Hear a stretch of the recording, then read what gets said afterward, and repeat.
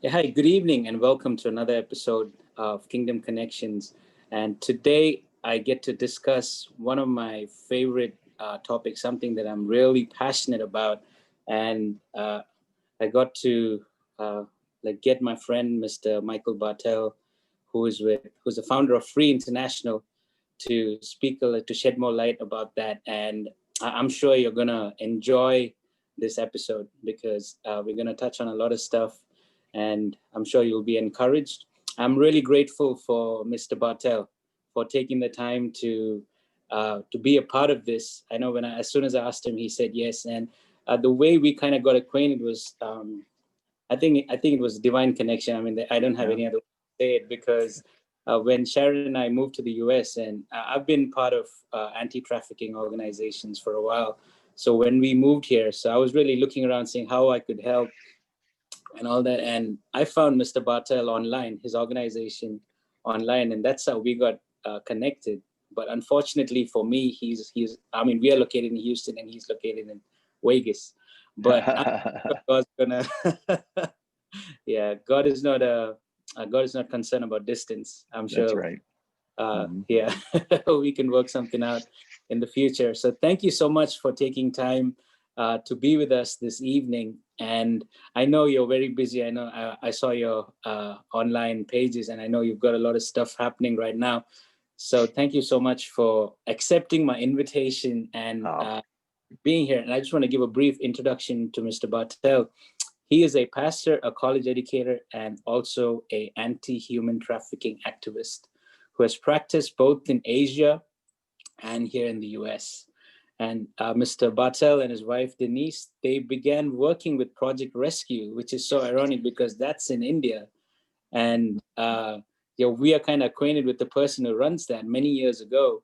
yeah. So he was part of Project Rescue, and then God called him back to the US, and they started Free International in Vegas to eradicate human trafficking. I know they are involved. They've been doing stuff along with the Super Bowl, and also many other community projects as well. And I'm sure he's going to share a bit of that. I let him do that. And so thank you so much for taking time to be with us this evening. And I'm really excited for to speak to you and for what you have to share.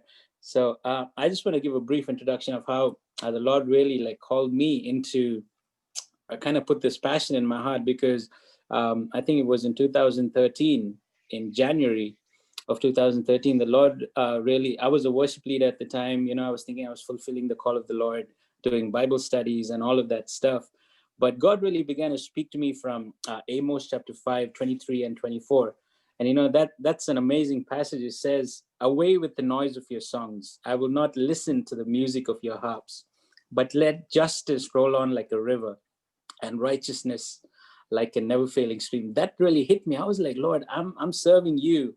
I'm doing all these things for you. I'm involved in the church. I'm fulfilling my calling and all of that stuff. But the Lord really started speaking to me about justice, and I was like, I thought I was doing that. I Mhm. thought I was involved in that through the church and all of that stuff. And Yeah. God was like, that's not enough. Justice is meant to be to the orphans and the widows and to the people who are neglected and those who cannot help themselves and all of that stuff. That's when I started getting involved in anti-trafficking organizations.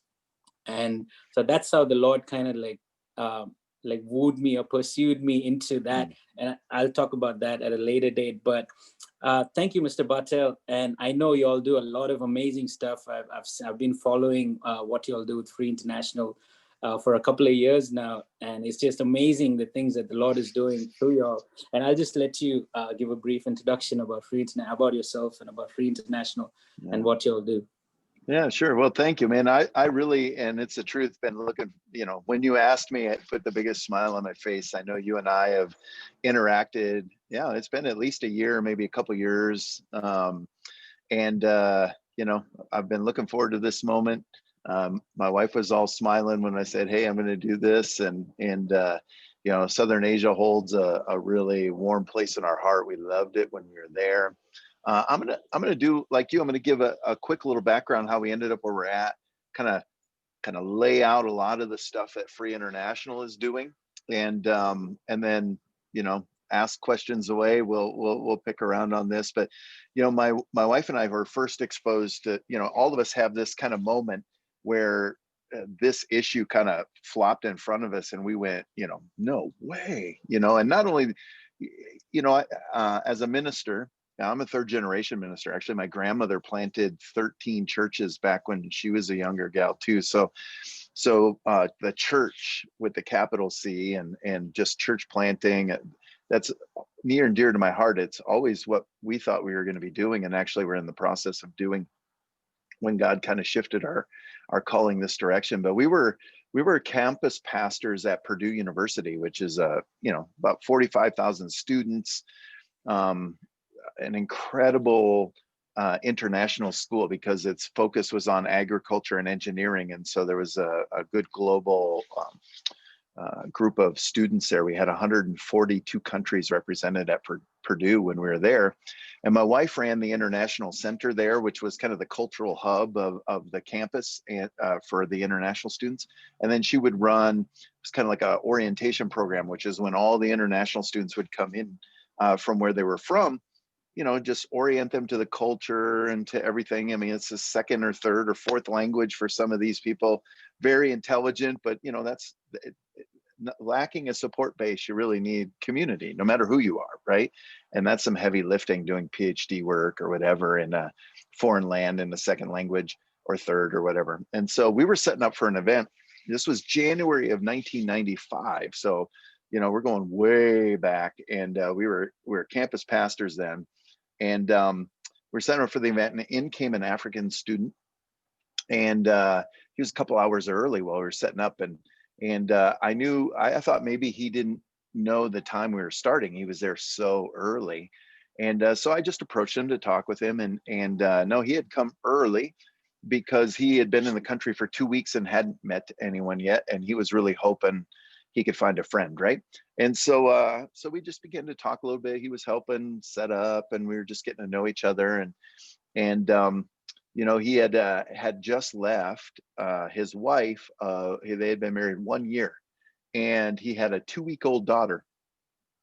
And the country he was from wasn't a very kind country, and he didn't come from kind of a connected family. He just was so smart. They asked if they had him come to school, but what they were finding was with the students they would send off for school with their families as a support, their country was so in so much turmoil that many of those people would never come back to their country. And so to incentivize them to return, they would separate families, right? And so he had left he had been sent, let's say, after he'd been married 1 year and had a 2-week-old daughter, and he wasn't going to see them in person for the next, it was like 2 to 3 years. And so obviously he was lonely, right? And really needing people to connect with. And so he was telling me that story. And I remember talking with my grandma all the time about, her ministry, history, and, hearing all the great stories of what God had done through these church plants and them traveling around. And she would always tell me, she'd go, Mike, people love to be prayed for, right? I mean, they love to be prayed for, even if they don't believe in your God, or even if they don't believe in any God at all. When they're in difficult situations, there's something that really connects another person to you when they realize you care enough about them to carry your needs to your God, their needs to your God. And she said, but the blessing and benefit beyond that is that our God is real and he answers prayer. And so that stuck with me my whole life. And so as I was listening to this guy's story, I asked if I could pray for him. And he was like, absolutely. So we went off, it was a school event, so we didn't want to, cause problems for the event. We went to another room and I prayed for him, and he had the biggest smile on his face, and I was like his new best friend, right? So he began to tell me some of his, what his heart was, right? When he went back to his country, and now he had a position in this government that was even oftentimes oppressive to his own family. When he gets back, here are the things he wanted to accomplish. And he began to explain to me how some of his nephews had been sold into the labor camps there, highly abusive. And he had nieces as young as 8 years old that had been sold into the brothels. And he he really, when he went back, wanted to make his country better for those like his cousins and his niece. And it completely blew my mind, right? I mean, as a pastor's kid, I'd talked to tons of missionaries. I had traveled a little bit myself, even as a, my whole life, but I had never had a clue that was going on. And it just kind of seared a spot in my brain. In fact, I can even remember details of that room we were in all the way back in January of '95, because it just did something. God did something in me at that moment. And so when that event was all done, my wife and I were just talking, and we began to pray. And with all our students in our campus church and everything, we began to put this issue in front for prayer all the time.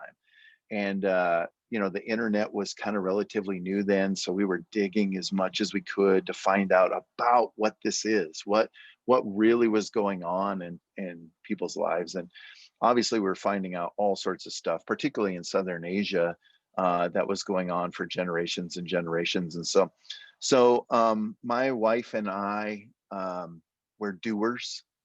You are too, but once we learn about something, to us, it gets frustrating. It's more just like trivia to learn about something and not have an avenue to actually make an impact on it. And so we really began to seek what we could do, beyond prayer. And prayer is foundational to all this. And there's no but to that. I mean, prayer is heavy lifting. It's significant. It's important beyond what all of us even understand. But there was really just this tangible thing we wanted to put our hands to. And so we began to seek, and that's how we landed with Project Rescue. I actually had put my paperwork in to go to law school, because the only organization I knew at that time that was working with trafficking was an organization called International Justice Mission. And the only things that they worked with, and I don't mean only as in small, I just mean their focus was on legal, right? So slavery was not legal anywhere in the world. And so they used their lawyers to work within the systems of these countries to identify where it was happening. And then, of course, the investigative side, that was there. And so I thought, well, if that's our only option to get in, let's do it. And it was in the middle of that we met the founders of Project Rescue, and they asked us to come to India. And that's where we started. We lived at a place called Southern Asia Bible College in Bangalore, India. And we would travel all over Southern Asia and work with the different amazing organizations that were working with human trafficking. And then when we come back and tell these stories about what we were seeing, and the young ladies we were interacting with, people here had the same response we did, and that you did, which is, okay, what can we do? Right? I mean, this is something horrible and it needs attention. What is my role in this fight against, human trafficking? And we would hear that over and over again. They were like, we gave money to start a home here and we did all this stuff, but we want to do something. We really want to do something tangible ourselves. And so that's when God kind of put it on our radar to start what now is called Free International. And Free is a missions organization that works. Free is an acronym, so our name Free stands for this. It stands for find, restore, embrace, and empower. And we started that back in 2007 out of New York City area. And then just over the years, a few years later, we moved as a family to Las Vegas to create a base of operations here. And now we have missionaries all over the country in many different cities and states that are part of Free International that work in those areas. In fact, we have one of our people is right there in Houston. She graduated from Southwestern University in the missions program. And now she is working in the different massage parlors and strip clubs. When I say she's working there, she's going in and ministering to the young ladies in those locations to be able to offer them a better way and to be Jesus, presence of Jesus in those locations to help them. And so over the years, we've just, we are learners, right? I mean, it's one thing to go into Bombay, India, and work with Bombay Teen Challenge and and see an area of that city where there's over 100,000 young ladies all being exploited. They're all right in front of you at the same time. It's overwhelming. And you don't see that as much here in the United States. You see a little of that here in Las Vegas, and in different cities have areas in them where people know that's the kind of activity that's going on. But really in our country, it's kind of hidden in plain sight. We we're looking at it, but we don't recognize what's actually going on. And so our goal from the beginning was not only how do we get good at seeing what we didn't see before, and being able to offer real help to find who needs to be found, and then offer restorative, holistic healing, and introduce many of these young ladies for the first time to who God is and what he can do in their lives. But we had to figure out a way to bring capacity, right? There's a lot of different ways to build capacity. One is, I heard the lottery was up to almost $1 billion recently, and I didn't win. I guess you have to actually buy a ticket to win, which is something I didn't do. But somebody won $1 billion yesterday. That's a lot of money, and that can do a lot of good. But even that is finite, right? Even that has a limitation of, you can't hire enough people to do all the work that's needed right now as it pertains to human trafficking. But that's the whole reason God left us all here as his church, right? Again, like I said, with that capital C, and in a usable sense and a pragmatic sense, the church, local church, little c, youth groups, he saved us. He's called us out of darkness into light so that we might be light to this world. And so as a missions organization, that's a real focus of ours. We work hard to build our skill set to do really good at the areas God has placed in front of us. We got people on our team who have a special forces background in the military, and we have nurses on our team, and doctors, and pilots even, and different people who are on our team that all just serve significant, cool roles in what we do. But the reality is, God has left us all here as his church to be able to reach everyone, small and great alike, whether that's a kid in our school, or a businessman or woman in the city, or whether it's in legal brothels in Nevada. Our God wishes that none should perish, and that's why he left us here as church. And that's I think where you and I became kindred right away, in our love and our heart to reach those who are being exploited, but also a recognition that we, his church, have been left here to do those very things. And so there's a lot of nuance to that. And, not everyone who wants to, like, everybody hears those stories of rescue and wants to be a part of those, but that's not necessarily where all of us belong.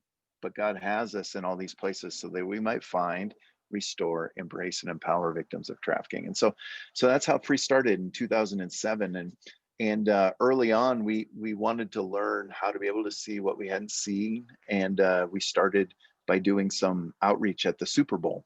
The reason the Super Bowl initially was appealing to us is, you got all these people with a lot of money coming into a city for a week and a half at a time. And those pimps, those people along those lines that would exploit these people, fancy themselves as businessmen, right? And so you want to go where the money is. And if there's money, and the term is disposable income. If people have money in their pocket and they're in a city to spend it, you're trying to get those people to give you the money for whatever your product is. And we know these young ladies aren't product, but that, in God's eyes, but that's how they're being portrayed. And so we started doing a Super Bowl outreach in Miami back in 2010. Brad Dennis, who started that outreach, is now a part of our team. He started it in 2009 in Tampa Bay. And the first year we mobilized about 80 people who were part of a college and career group at a church in Fort Myers that came to help us for 3 days. And we were working with Miami Vice in Miami. And they gave us all their missing kids that had been missing at least 3 months, and they believed to have been under somebody's control. They were being exploited. and asked if we would help them find them. And so we mobilized those 80 people over 72 hours. And we cleared 3 precincts worth of missing kids off the books and found 7 traffic victims all in 72 hours. Amazing, you know, and people are like, how did that happen? How'd you find all those kids? And we say, well, we were looking for them, right? I mean, you can't find what you're not looking for. And that's a big part of what we've done over the years. We are not an event-driven organization, but we try to find those moments that allow us all to get involved to be able to identify and find those who desperately need help. The Bible says that the enemy is like a roaring lion seeking whom he can destroy and devour. But it also says that the Son of Man came to seek and to save the lost. And that's where we come in as a church, right? We become the seekers of those who need help, and we bring that help. And so over the years, we've seen hundreds and hundreds of we don't like to use the term rescue. Rescue is not really a term that's used anymore, but it's one we can understand and identify with, that we've been able to find many. And they're not all kids. We work with people who've been trafficked in labor, adult women and men. We have a drop-in center here in Las Vegas that is in an area where there's a lot of struggling transgender people who desperately need help. And so we do day-to-day outreach to build trust and relationships to help all those who are being exploited. But the thing we now call a big search has just become something big. We have 13 cities lined up to do a big search now. We had to postpone 3 cities because of COVID. In 2020, we were going to be in Tampa Bay, and we were going to be in Nashville and Sacramento, and we had to shift that. But we have 13 cities, including Dallas and Houston, that would love to do one of these, what started as a Super Bowl outreach, and now we do it proactively to get the faith community involved, to get the different not-for-profits collaborating and working together in coordination with law enforcement to find those who really need help. I know before we went live, you were talking about, you know, a couple stories of success out of that. A couple success stories. One just happened literally last weekend, but another one that was part of our big search here in Las Vegas.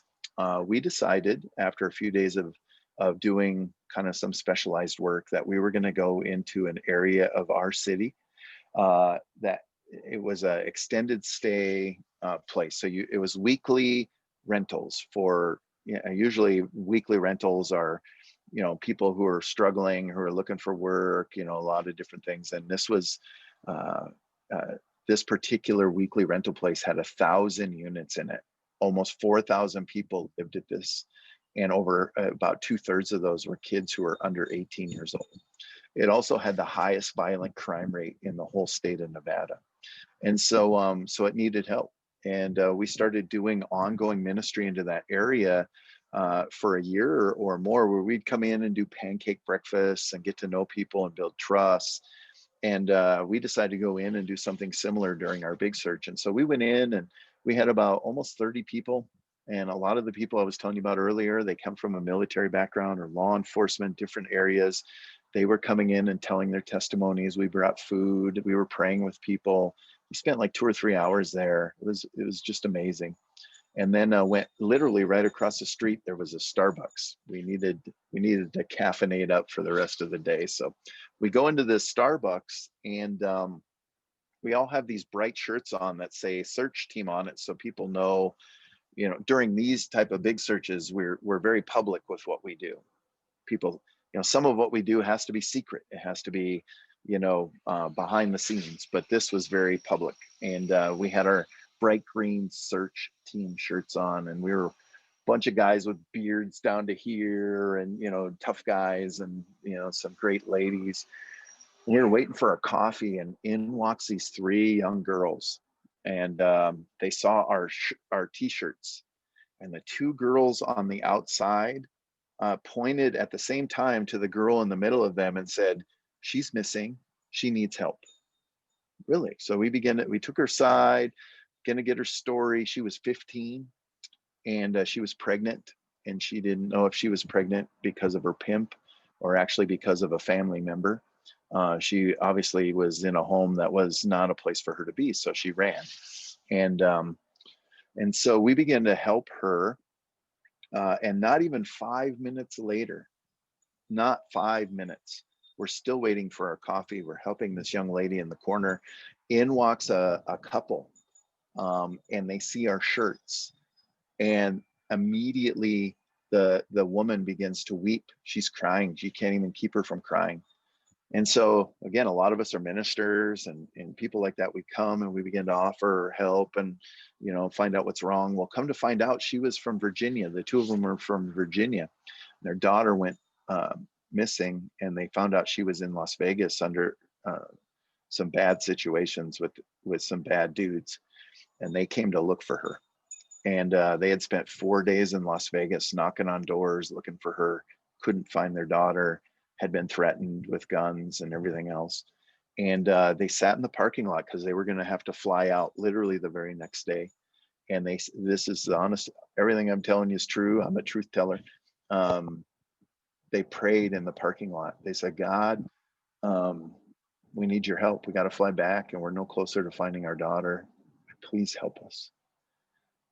And so they walk into the Starbucks, and there are almost 30 people with search team shirts on right after they had said this prayer, not realizing we were in there. And so we begin to help that family. This is a much longer story than I'm going to tell you now, but over the course of the next 4 hours, we were able to find 7 missing kids and a traffic victim, and ultimately found this couple's daughter, all by being present in that neighborhood, building that trust. And then God just began to bring all these kids our way who so desperately need help. I've never had that happen before in the almost 20 years I've done this, but I do know it would have never happened had we not been present in the middle of where the need was. They were not going to come find us, right? We were with those who needed help. And so 7 recoveries happened that day on a trip to Starbucks, just because we're willing to be present and do outreach among vulnerable people. Last weekend, and that happened at a big search, right? I mean, that was a very successful big search. Out of the 30 kids we were looking for, we found 24 kids, and 8 traffic victims were recovered over the course of that big search. And we're doing another one literally next week. So our next big search is going to be the first week of February, which we're excited about. Just this last weekend, we were doing different types of outreach in 2 different states. Here in Las Vegas, I was working with law enforcement, and they were picking up girls that were prostitutes and bringing them over to us, and we were providing victim services. Excuse me, I got hiccups, and help for them. And the other one was our guys were doing some specialized help with law enforcement, which was about getting the bad guys, right? Getting those who were looking for very young girls. And so we ended up in that outreach getting 10 guys who are now all going to prison for that work. And we had a big hand in helping with that. But on the very last day, toward the evening, our guy in that area got a call from a friend of his, used to be until recently was a pastor of a church, and his daughter was trafficked. And we had known it for a couple months, and we're talking with that pastor, but he seemed to have thought he knew where she was. And it just so happened that the address he gave was less than 15 miles away from where we were doing our operations. And we were already with law enforcement. We were already involved with them because of these operations. And so we were able to go over there. The guy from our team had known this young lady since she was 2 years old. They had a personal relationship. And so when they got to the house, they got the bad guy. This young lady, 15 years old, was able to call him by name when they came in. We were able to get her out of that situation. Some friends of friends knew somebody who had a private plane and was willing to fly her wherever we wanted. And we have just started a shelter for trafficked minors in Missouri. And within 48 hours, we were able to not only find her, but we got her on a plane flew her to the shelter, and now she's getting the help that she needs. And so, there's a lot of different people in areas that we've helped. From those who grew up in the most horrible situations, have never known a day of their life where they weren't being abused, to young ladies like this who grew up in the church, right? And all across the board. And so, it's important for us as we work with churches, these big searches are a great way for everyone to get involved. And so I don't know when this is going out, but the first week of February, we're doing a big search in Las Vegas for 30 missing kids. We're doing another big search in Orlando this summer in August, working with a denomination called the Assemblies of God, and doing that big search there. God has really allowed the church to make an impact to find victims. But if we find 1 million kids and exploited people and don't have any help for them, we really haven't done anything, right? And so Free really not only wants to find victims, but we want to see them restored. David in the Psalm says, he brought me out of the miry clay, but he also set our feet on a rock to stay.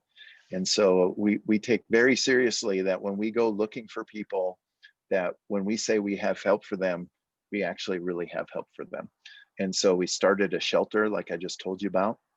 We have a Speed the Light. I don't know if you guys know what Speed the Light is, but they youth groups around the country raised money for us to have mobile units. We are getting over $1 million worth of mobile units that allow us to use them as command centers. We're getting mobile medical units. We're getting all these different tools that allow us to be in more places so that we might find more who need help and offer them the help that they need. And that would include our school assemblies. We have a school assembly program called Say Something School Assembly. It's been in front of 500,000 students. And just last school year alone, only last school year alone, before COVID shut down all the schools, we found 19 traffic victims by doing these school assemblies. And all of those are federal cases, and all those kids are receiving help right now. And so there's a lot of ways Free International works. And the reason we're able to do all this, all the things we do, is because we recognize we're a missions organization working with the local church to build all the help that's needed, from finding to restoring them, because we know God wishes that all of them are free. And so that's just a little tidbit of what we do. We provide immediate services and help for victims, and transportation out of the area. We embrace them. Every time they've been embraced, it's been bad. And so we want to give them the love of God and provide for those immediate needs. And ultimately, we want to see them empowered. The Bible tells us that Christ makes all things new. And that's what we work toward from beginning to end, working with the local churches so that everyone can be free. Amen. I think you answered all the questions that I wanted to ask you. Oh, man. Hey, I didn't mean to do that. Well, we can unpack it a little bit and go from there. But that's amazing what you said, because it's so important for us as Christians, because as believers, we use discernment as well. I think a very small, like what you said about, here it's in plain sight, but people can't see it. People don't recognize it. That's so true, because a couple of years back, my wife was part of a church, and in the same complex, so that I think it was just probably the next building or the building after. So there was I think it was a nail salon. And so every time, so my wife is a youth pastor and a missionary. So every time, so she went in the church, so she had to pass by this building. She always felt in her spirit that there was something shady about that place. Everything was fine. It looked attractive. It looked legitimate. Everything was, looked perfect. But she discerned that something was wrong. But so she always used to pray over that place. And I think it was a couple of months later, I think they came, shut down the place. They put a notice outside saying that was actually a brothel. And it's just amazing that what we can achieve with just discernment, when we, like you said, to be present, to be available, to be at the right place at the right time where God has positioned us.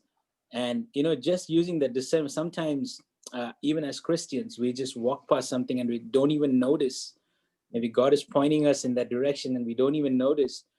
I mean, so much can happen if we just stop to say hello to someone or ask them how they're doing. Right. You, like you said with the story about, I mean, the real story at Starbucks. It's just, I mean, people would call it a chance encounter, but that's divine appointment because That's you right. were present. You made the time to be available. How many times would we normally just walk in, get our coffee, and leave Mm-hmm. without giving a second's notice to what God wants us to do or why God is sending us to that place? Mm-hmm. And it's amazing what we can achieve if we just stop to ask God what we can do. You know, ever since that incident, you know, my wife and I, we always, like, everywhere we go, we know that nowhere we go is not known by the Lord. God knows everything. He knows where we're going. He knows exactly what we're going to do. So we always ask the Lord, it's like, Lord, why are you sending us to that place? Do we have to meet someone there? Is there something that we are meant to do that we haven't thought of? Something, so many chance encounters like that have been Yeah. such a blessing. You know, it's just us being available to how the Lord wants to use us. And you know, one of the things that you said, I didn't know that you were at SABC, because my wife is a student of SABC. She studied there. Oh yeah, I love that school. We, Yeah, I and we are lived there. Bangalore. I It's a lived on really that small world. campus. Yeah, yeah, that's It's amazing. a really small world. Yeah. And yeah, that's amazing what you said. And I'm really encouraged hearing everything, because you know, especially when looking at like third world countries, and we look at countries like the US and the Western world, we don't really see this as a place where something like that would happen. And if I hope I'm not wrong, but I believe that every few seconds a girl is trafficked in the US. I think it's every 4 or 5 seconds a girl is trafficked, and that is an astounding number. Yep. That every few seconds that someone is being trafficked, right before, it could be someone that we know, it Mhm. could have been someone that we would have met or run into, but they're being trafficked at an alarming rate. And it's Well, and amazing. Sorry, yeah. go ahead. No, no, I didn't mean to interrupt you, but that and the interesting part, I mean, you and I've talked a little bit about this, and I know, people are like, well, we can't get into all the nuts and bolts of how this looks this time. Maybe we can another time. But the most of the time, those who are being trafficked, the reason the number is so high, it isn't like a bunch of people are getting kidnapped and moved around. It's the nature of a broken community, right? I mean, there's vulnerability because families are hurting, and broken families create opportunity for those who would exploit to fill a void, right? Even like things like the foster care system. It's not so much that foster care families are evil or anything like that, although I know there's some of those out there. It's when a young person has to live with 5, 10, 15, 30 different families over the course of their young life, there's no stability. And so, just like we mentioned earlier, the enemy's looking whom he can destroy and devour. There's so many people out there just looking for vulnerability so that they might exploit that situation.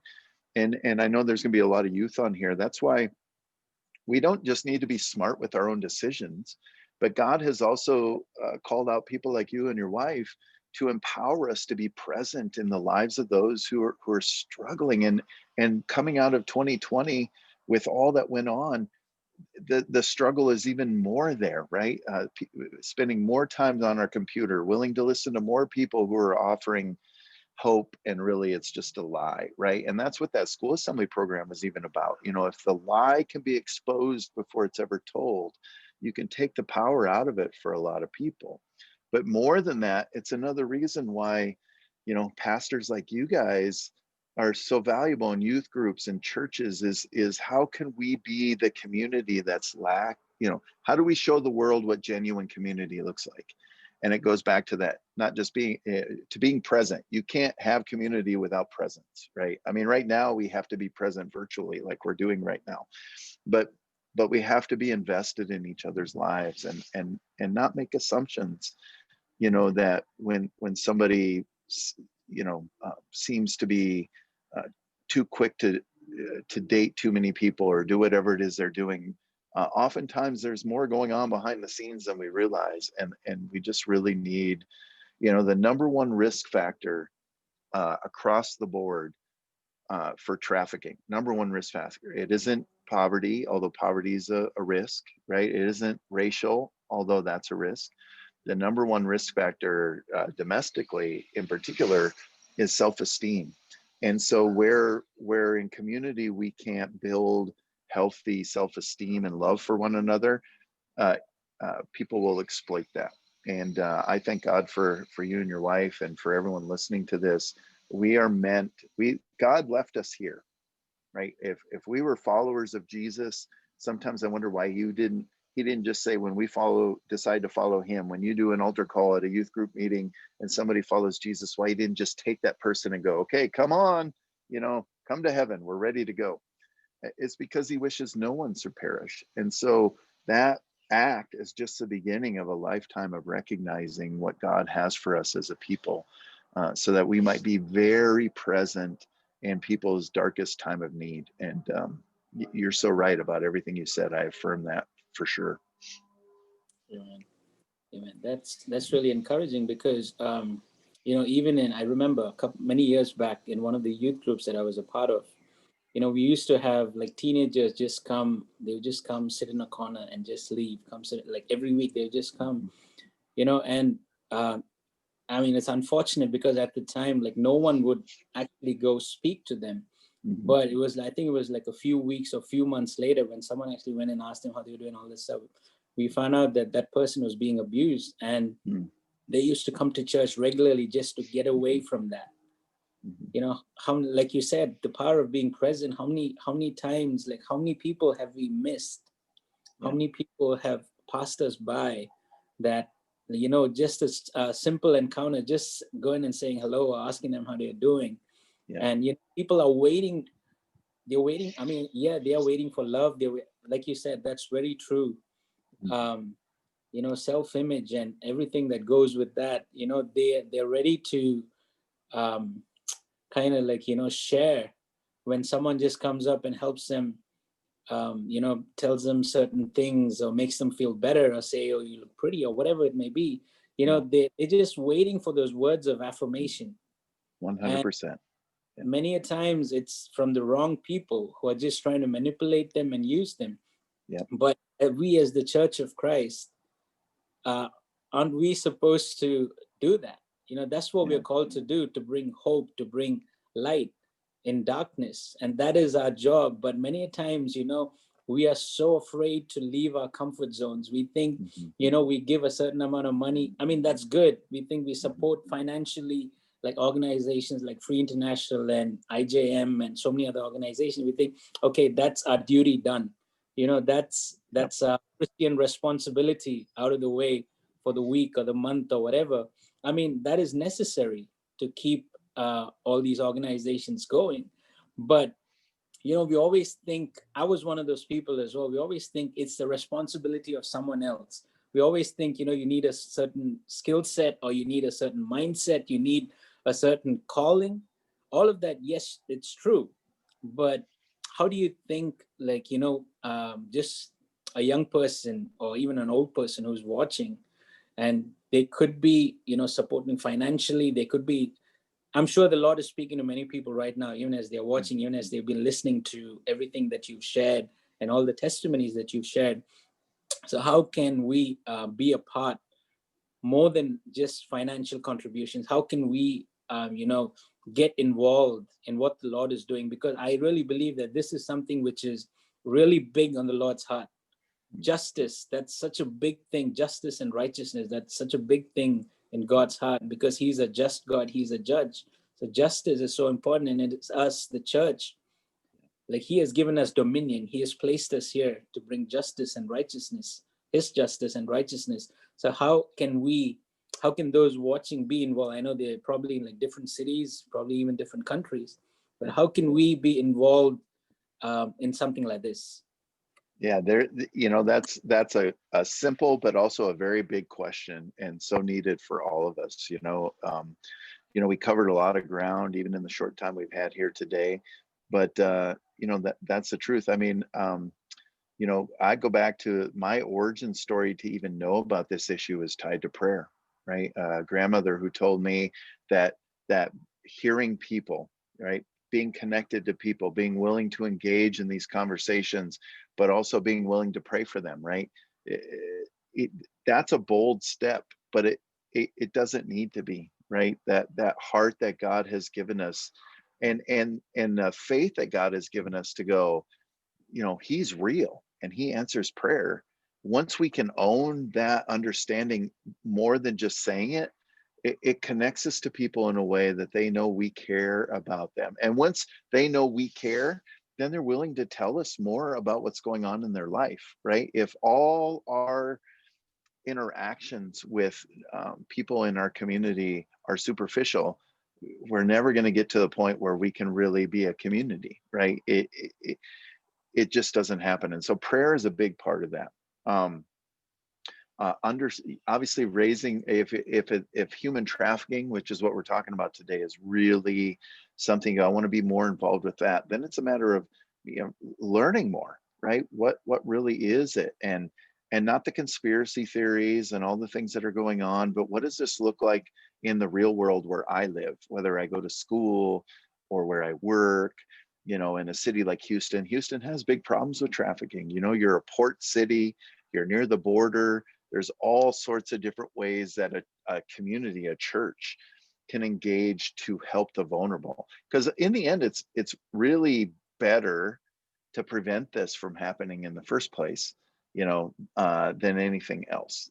And it isn't an either or thing, right? That's not what I'm saying. I'm just saying the more our churches, our youth groups are invested where God has planted us, in our schools, in our neighborhoods, and where we're at, the better we can be engaged. So educate yourself on what human trafficking is. You got pastors who've been looking at this for a long time, but we need to build not a but in that this is wrong.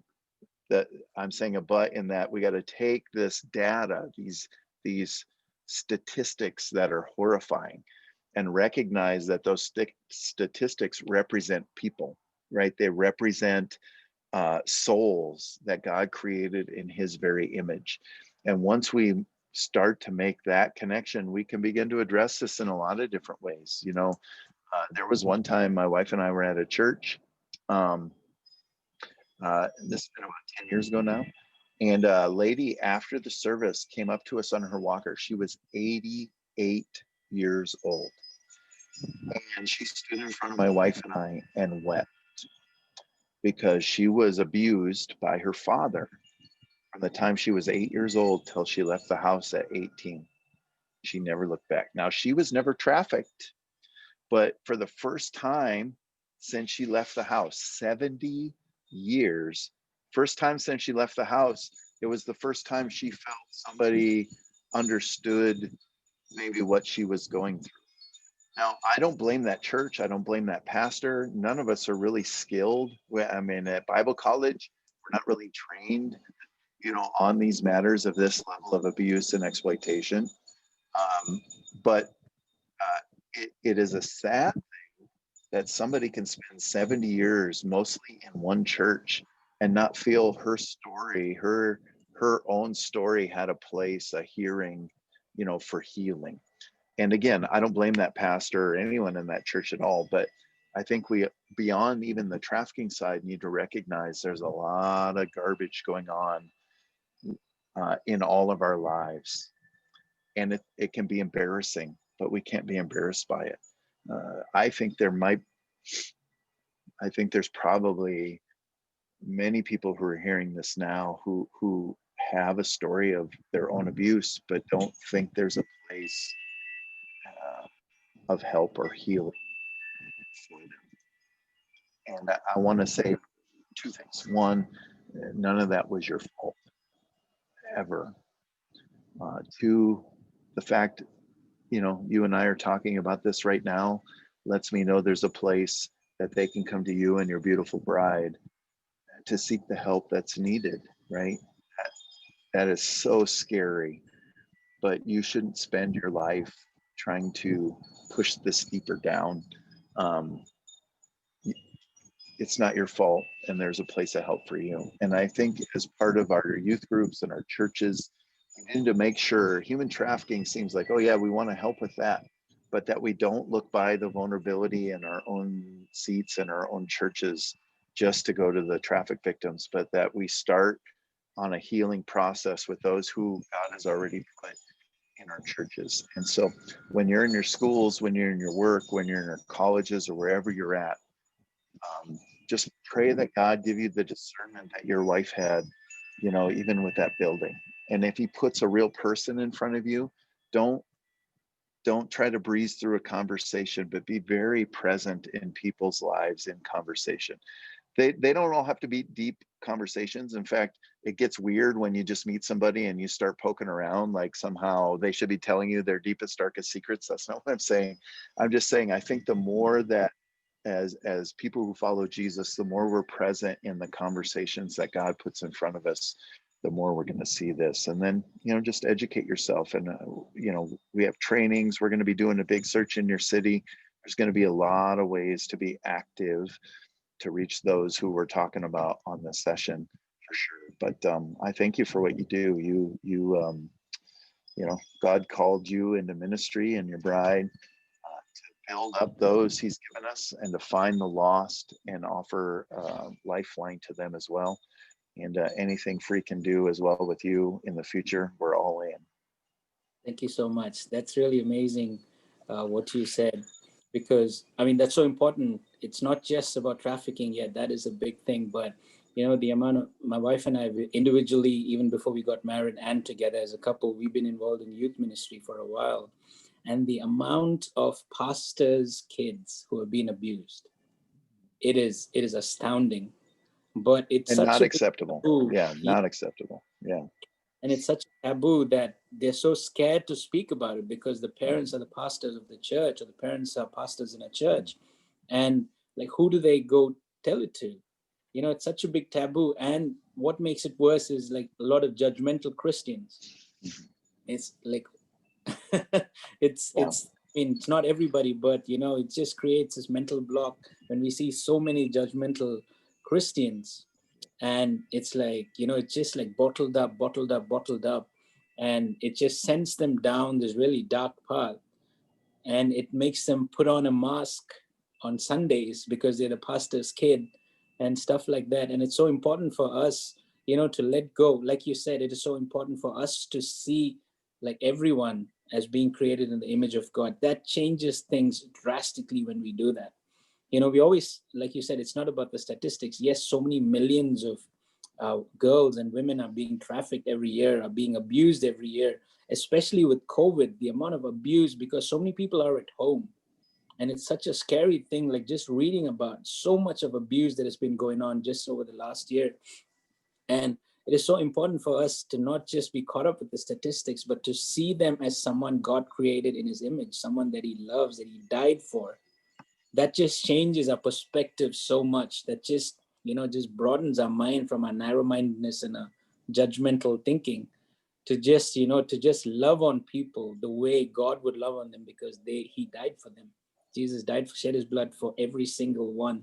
And I think we could keep going on and on, but thank you so much. Yeah, exactly. Well, let Was me just say one last thing from my side. One of the guys on our team, when he joined with Free International, he saw all the statistics, knew the big need. And then he just came to me one day and he said, you know, Mike, I just recognized in doing this work how important the one is to Jesus. With all the numbers that can be thrown around. This is National Human Trafficking Awareness Month that we're in now. It's a federal thing. But, you know, you can look at Jesus telling story of the shepherd who leaves the 99 to find the one. God doesn't just love mankind, he loves you. And he is willing to sacrifice everything so that you, the one, might be free. And that's what our catchphrase is, right? We will continue to do this, working with churches and pastors until everyone is free.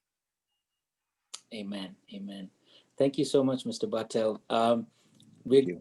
To those watching, we're going to put a link to Mr. Bartel's organization that's called Free International. We're also going to put a payment link, so anyone who wants to support, it's a ministry. It's not just, you know, charity work or mission work. It is a ministry that Mr. Bartel and his wife are doing. So we want to be able to support what they are doing, because it's not free. The name of the organization is free, but it costs a lot of it does cost a lot, because we know, being directly involved in organizations that do a lot of anti-trafficking work, I know it costs a lot of money just getting everything together. So we want to be a blessing. If you want to be a blessing, I know that this is something that is going to change the lives of people, not just in the US, but around the world. So we're going to put a link below the video, so you can feel free to contribute whatever you want, what the Lord leads you, and check out their website, see how you can help, see how you can be a part. You don't necessarily have to be in Vegas. They're involved throughout the US and around the world. So it could be in a city near you. So, and they could be coming to a city near you this year or in the coming years. So thank you so much, Mr. Bartel. Thank I was you. really Thank you. blessed. I'm sure that everyone will be blessed watching this. Thank you for taking your time, and God bless you, and may God continue to empower you to do what you're doing. In Jesus' Thank you. name. Bless you.